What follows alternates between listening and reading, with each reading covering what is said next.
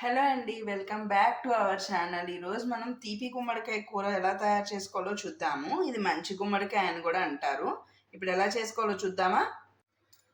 ముందుగా పీల్ చేసేసుకుందాం పైన తొక్కుని. ఇప్పుడు ఇలా తొక్కంతా తీసేసి గింజలంతా తీసేసుకున్నాను. ఇప్పుడు దీన్ని ముక్కలుగా కట్ చేసుకుందాం. కొంచెం పెద్ద ముక్కలు చేసుకుందాము. ముక్కలన్నీ ఇలా కొంచెం పెద్దగా తరుక్కోవాలి, అది తొందరగా మగ్గిపోతాయి. సో ఈ కొంచెం పెద్ద కత్తితోనే కట్ చేశాను. మామూలు కత్తితో అయితే కొంచెం హార్డ్ అవుతుంది కట్ చేయడం. ముందుగా గిన్నెలో ఆయిల్ పోసేసుకొని ఇప్పుడు తిరగమాత వేసుకుందాము. మినప్పప్పు,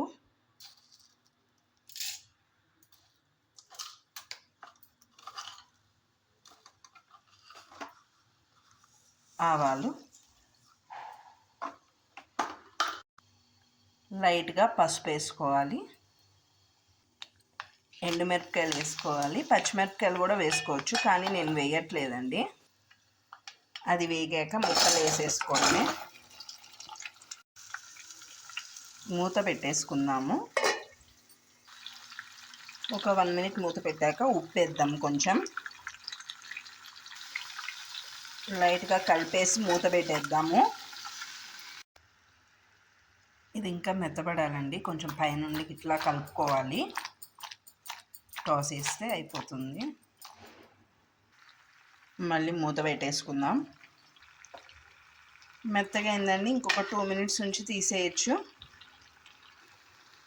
కూర మెత్తబడిపోయిందండి. ఇప్పుడు ఇందులో బెల్లం వేద్దాము.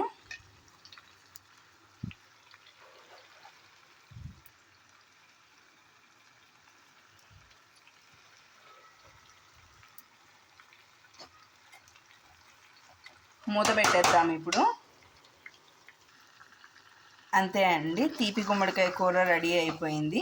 ఈ రెసిపీ కనుక మీకు నచ్చినట్టయితే like, share and subscribe to our channel. Thank you.